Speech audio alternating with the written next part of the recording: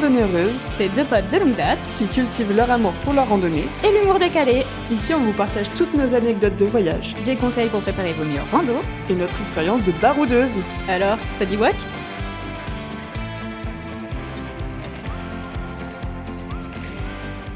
Aujourd'hui, on est super contente de vous parler de notre partenaire Lyophilisé & Co. Vous le savez déjà, on est fan de leurs plats lyophilisés qui ont été testés et approuvés de nombreuses fois. Mais Lyophilisé & Co, c'est aussi Du matériel outdoor léger et fiable. beaucoup de snacks pour compléter vos repas. Ils ont plus de 500 références. Et en plus, c'est une entreprise française qui vient de Lorient, Et cocorico, hein? Et vu qu'ils sont vachement sympas, ils nous donnent gracieusement des plats à tester. dont on vous donnera des nouvelles. Et vu qu'ils régalent, ils vous proposent un petit code promo pas piqué d'hanneton. CIMER12 pour avoir moins 12% sur tout le site hors promotion. Et nous, on touche une petite commission, donc ça vous permet de soutenir le podcast. Retenez bien le code CIMER12, C-I-M-E-R et le chiffre 12. Et pour nos petits potes de Belgique et de Navarre, ils livrent dans toute l'Europe, donc profitez-en. Bonjour Et bienvenue sur Randonneureuse. Aujourd'hui, on a invité un invité très spécial, Xavier. Bonjour, Est-ce que tu veux te présenter, Xavier? alors je m'appelle Xavier, j'ai 67 ans pour un mois encore. Et La je, fleur de l'âge. je suis, je suis retraité depuis 8 ans et j'étais ancien logisticien en produits pétroliers. Est-ce que tu peux nous dire un peu quel est ton rapport à la rando, à quel moment t'as commencé et pourquoi? Alors j'ai commencé à randonner sérieusement à l'âge de 16 ans pour le plaisir, pour m'évader, voilà, et puis pour voir des copains aussi. J'ai randonné beaucoup seul et puis après avec des potes on partait avec le sac à dos, la tente, on refaisait le monde. C'était très sympa. Ouais. Et depuis 16 ans, tu dois avoir pas mal d'anecdotes à raconter, non? J'en ai quelques-unes, alors je ne les ai pas toutes parce qu'on oublie avec l'âge. Alors j'en ai une marquante, mais elle est assez récente. Elle est assez récente, elle a une vingtaine d'années. Donc Justine, c'est mon épouse, là, qui est à ma droite. Je l'ai perdue en randonnée. Oh bah, Ça vous fait rire, mais sur le Sympa. moment, on n'a pas rigolé. En plus, c'était à la neige dans le Vercors. Bon, moi, j'aime toujours aller un peu sur les sommets, donc j'ai dit, bah tiens, on va se retrouver. Je suis parti sur mon sommet, sauf que je me suis mal orienté pour redescendre. Je l'ai pas retrouvée. J'ai continué à l'opposé d'où elle était. Son téléphone était sans batterie. Ok. oh là là. On n'a pas pu s'appeler. Et la nuit tombée. Donc, Wow. j'ai décidé de rentrer. En la laissant Tu l'as là-bas? laissé? Si, je l'ai laissé.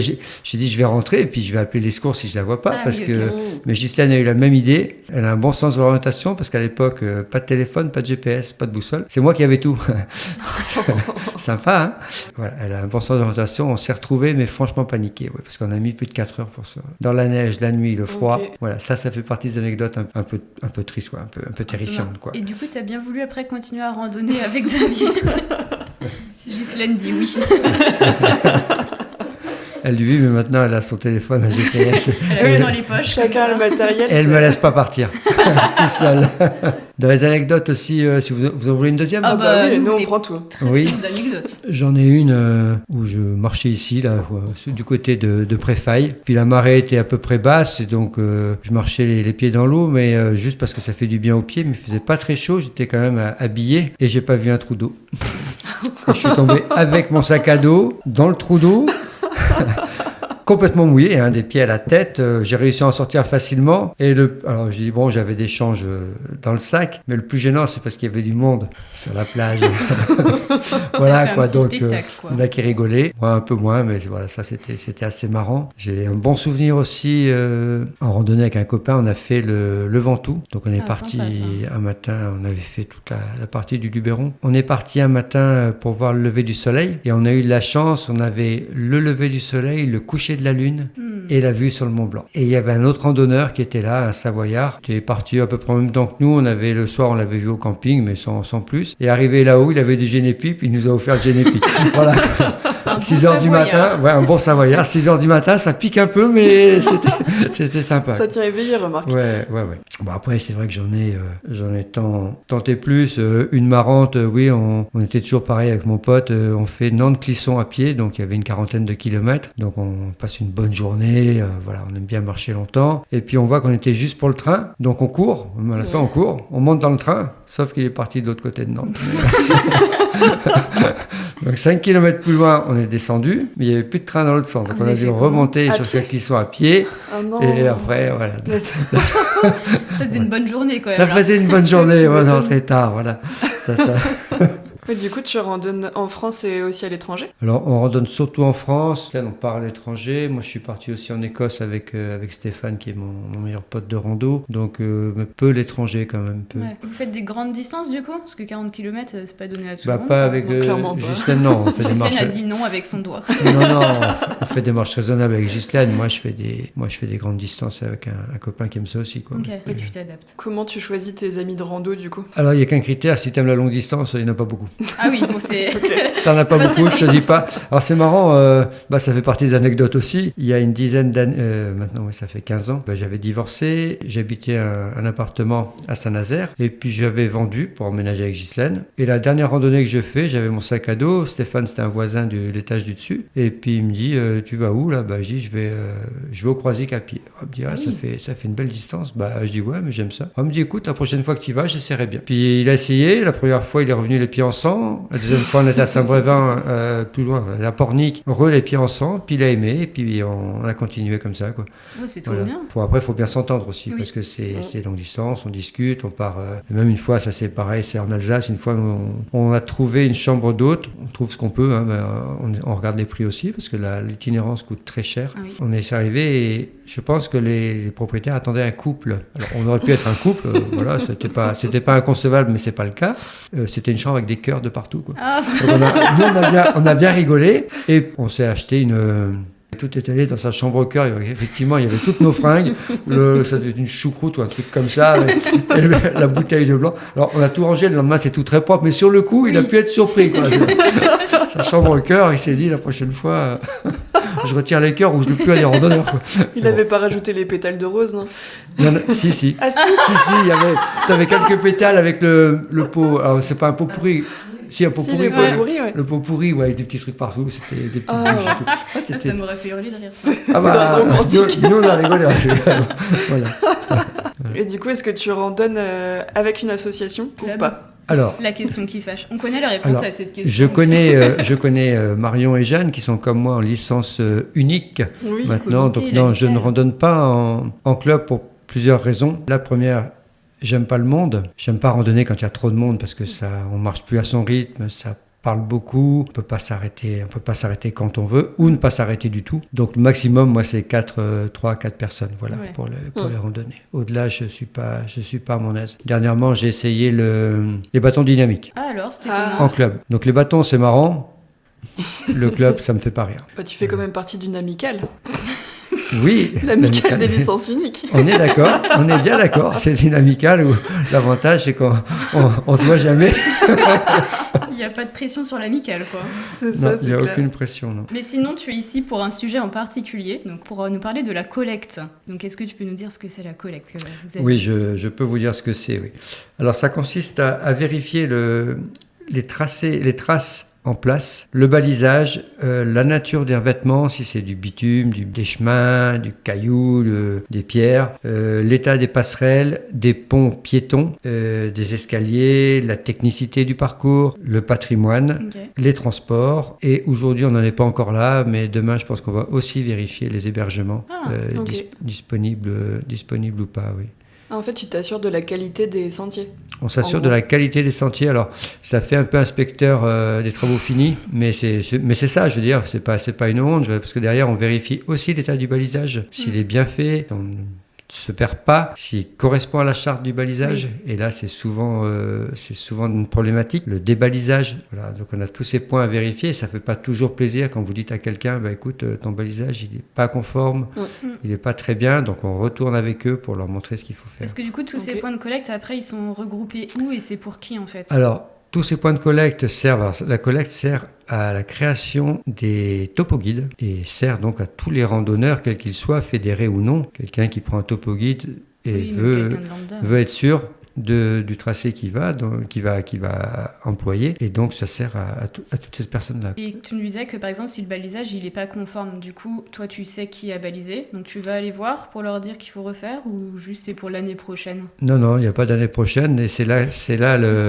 moi je manque un peu de diplomatie, mais enfin je le dis, effectivement, je vais avec les clubs, je retourne avec les clubs sur le terrain pour leur dire, voilà, je leur dis que le balisage n'est pas conforme, certains me disent, oh si, non, tu t'exagères, je dis, c'est pas un problème, je retourne avec avec eux sur le terrain, on refait le balisage ensemble. Et du coup, en pratique, une journée de collecte, ça donne quoi? Alors, quand tu te rends sur site, déjà auparavant, tu regardes la trace que tu vas collectant, tu la télécharges. Et la dernière qu'on a faite, pour avoir un exemple concret, c'est, moi j'ai fait la Turballe à Mesquite. Donc on y va et on voit où on ne passe plus et on propose une nouvelle trace. Ok. Et quand on propose une nouvelle trace, après il faut également l'envoyer, donc on a l'envoyé au comité 44. Cet itinéraire doit être validé par la Comcom, puisqu'on peut passer soit par la route, soit par des chemins. On évite tout ce qui est route, on évite le bitume au maximum. Donc voilà, donc, et puis après il faut les accords. Et une fois que c'est bon, on renvoie ces traces au baliseur du secteur concerné Ok. pour qu'il rebalise le secteur, le nouveau tracé et débalise l'ancien. En Oui. fait, ça mobilise pas mal d'acteurs, on s'en rend pas forcément compte de l'extérieur. Ah, ça monopolise beaucoup d'acteurs, oui. Mm. Quand tout va bien,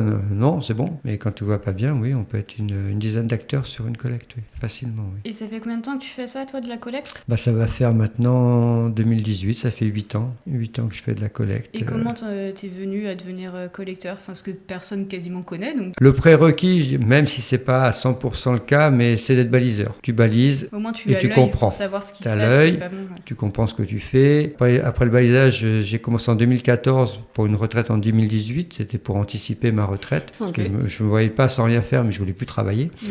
Donc voilà, donc 2018, je suis rentré au comité. Effectivement, j'étais à la commission Sentier. J'ai entendu parler de la collecte, donc on m'a expliqué ce que c'est. Il faut être deux pour collecter de toute façon pour bien voir ce qu'on fait. Donc il y en a un qui tient le GPS, un qui tient la feuille de collecte, et puis Ok. on inscrit au fur et à mesure. Juste pour petite précision, la feuille de collecte, c'est un tableau Excel. C'est un tableau Excel, mais avec des cases pré-remplies. On a juste à cliquer dessus et on Ouais. coche sur le... Ouais. Il n'y a qu'en patrimoine où on peut rajouter ce qu'on voit, effectivement, Ok. si c'est pas dans les options. Donc on fait ça. Une fois arrivé à la maison, faut retranscrire la feuille Excel manuscrite sur le PC et les traces GPS. Fallait ressortir aussi la trace du GPS sur un fichier GPX et les waypoints également. Donc il y avait 3 fichiers et aujourd'hui on a Marando. Je fais un peu de promo, mais Mais voilà, vas-y, c'est on toujours- l'a déjà fait pas mal, mais Ouais. continue. on a Marando, et là on vient de faire une collecte avec Ghislaine la semaine dernière. C'est ma deuxième collecte avec Marando et j'avoue que je vais faire plus qu'avec Marando, puisqu'on fait la collecte. Alors, il y a l'œil du chef à côté, donc le chef c'est Ghislaine. Donc, on a une tablette sur laquelle on a le fichier Excel, Ok. donc on remplit directement sur la tablette Oui, donc, toutes les cases, ça évite, et ça après il y a simplifie. juste à transférer, ça simplifie. Et moi avec Marando, j'envoie la trace, on suit la trace, on fait les photos directement avec Marando. Ah oui, c'est tout On sur peut la mettre même, des commentaires et après je fais juste un export vers le comité 44. C'est beaucoup plus simple, beaucoup plus propre. Ça fait qu'un seul support à utiliser, donc ça va Et- beaucoup plus vite. Et ce qui est pratique aussi, c'est que tu as des collecteurs qui sont moins à l'aise en informatique. Mm. Et avec l'ancien système, quand il faut faire des photos d'un côté avec le téléphone, les rapatrier sur le PC, les mettre dans la bonne case, au bon format, Oui, c'est compliqué. c'est compliqué. Est-ce que tu sais à peu près combien de collecteurs il y a dans le 44? Oui, on est une vingtaine. Ah oui, c'est pas vachement peu. beaucoup, Hein. ouais. Est-ce que c'est suffisant? Oui, c'est Tout ça. suffisant. Là, j'en forme, il y en a 2 qui sont en train de se former, mais c'est suffisant. Parce qu'on a en gros 40 km chacun à faire par an. Il faut que tout le monde puisse collecter. Parce que c'est pas le tout d'en avoir beaucoup, c'est bien. Mais si tu collectes pas pendant ne serait-ce qu'une année, c'est dur de s'y remettre, de reprendre ce que c'est qu'une trace GPX, d'aller la chercher. Il faut au moins faire une collecte. Alors, on peut le faire tout seul, hein, pour s'entraîner, je dirais. Mais bon, les retraités, bénévoles... Des fois, tu dis, je ferai ça demain. Ouais.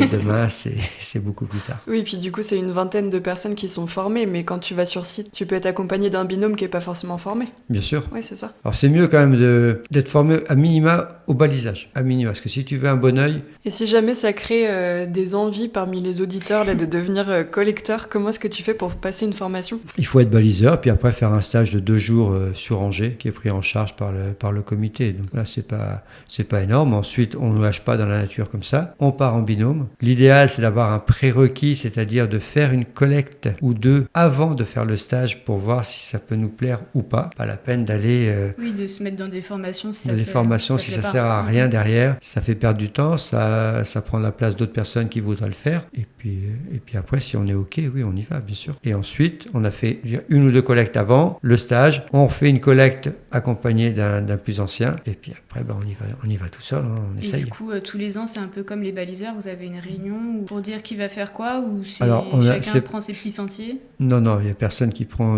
son petit sentier. C'est nous qui affectons les collectes aux personnes pour que tout le monde puisse collecter. On refait également cette année, on refait le topo guide Loire-Atlantique à pied, le GR34. Donc en même temps, on fait le pas à pas. Ok. Donc le pas à pas, c'est on reprend le topo guide et tout ce qui a été modifié, faut l'écrire. Ouais, Et c'est arrivé à la sympa. maison, on a une trame sous Word. Hein. Après, on retranscrit proprement les... Ça fait un sacré boulot. Du coup, qu'est-ce qui te motive au fond de faire Ouais, de de la faire ça. collecte? Le plaisir d'être dehors, tout simplement. Moi, voilà, je suis pas quelqu'un d'intérieur, donc Oui. le plaisir d'être dehors. Après, j'ai suffisamment de temps en retraite pour faire et de la collecte, et aller marcher, et faire du vélo, et voilà. Donc, et ça rend service. C'est Oui, c'est aussi ça. le sentiment d'aider, d'être Oui. utile. Oui, D'être parce que utile. je sais pas si on en a parlé, mais ça, c'est vraiment une activité entièrement bénévole, t'es pas payé pour le faire. Non, ou alors, Oui. ou alors on m'a trompé. On On t'a nous a eu. pas dit. On nous a pas dit. Non, on n'est pas payé du tout Ouais. pour le faire. Donc, non, c'est bien. Mais du coup, explique-nous un peu ce que tu fais au comité. Donc, comme je vous disais tout à l'heure, j'ai intégré le comité, moi, en 2018, une fois que je suis arrivé en retraite. Donc, au départ, j'ai intégré la commission sentier itinéraire. On a découpé le secteur Loire-Atlantique en 5 morceaux. Donc, moi, je m'occupe de la partie ouest du secteur, c'est-à-dire la presqu'île guérandaise, sur lequel on s'occupe donc tout le balisage de ce secteur, balisage, collecte, la répartition, en tous les cas. Ok. Ce qui n'empêche pas d'aller baliser ou collecter ailleurs que dans notre secteur, hein, Oui. parce que nous, avec Ghislaine, on monte sur Châteaubriand. Est-ce que tu avais d'autres choses à nous dire? Non, pour ma part, on a fait le tour. En tout cas, j'avais pas noté d'autres choses Ok. sur mon petit papier, donc je vous en dirai pas plus. Mais bah, nous, en tout cas, ça nous a fait super plaisir d'avoir De te ton recevoir. témoignage. Merci à vous deux, et puis merci pour les chouquettes que les auditeurs n'auront pas, mais elles sont très bonnes. Merci beaucoup. Merci. Allez, salut!